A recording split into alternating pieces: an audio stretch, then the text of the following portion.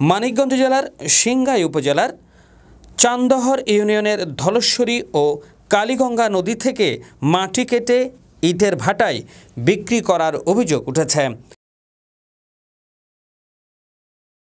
স্থানীয় জনগণ অভিযোগ করেছে, নদী থেকে মাটি কেটে বিক্রি করার ফলে নদীর গতি পরিবর্তন এবং পরিবেশের ক্ষতি হতে পারে। এই কর্মকাণ্ডে স্থানীয় রাজনৈতিক নেতাদের জড়িত থাকার অভিযোগ উঠেছে, যার ফলে বিরোধিতা করতে ভয় পাচ্ছে স্থানীয় সচেতন মহল। মাটি কাটার কাজ পরিচালনা করছেন সিরাজুল ইসলাম ও সুমন নামের দুজন ব্যক্তি।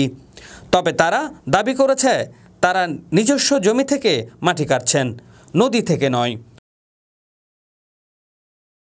তবে স্থানীয়রা জানাচ্ছে যে সরকারি নদী থেকে মাটি কেটে বিক্রি করা হচ্ছে, যার ফলে প্রাকৃতিক পরিবেশ ক্ষতিগ্রস্ত হচ্ছে।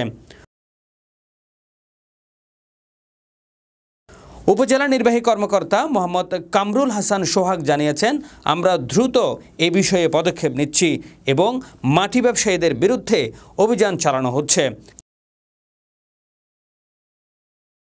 স্থানীয় বাসিন্দারা জানান, প্রশাসন যদি দ্রুত হস্তক্ষেপ না নেয় তাহলে আরও বড় ক্ষতির আশঙ্কা রয়েছে। মানিকগঞ্জ প্রতিনিধি মাহবুব আলম, তুষারের রিপোর্ট।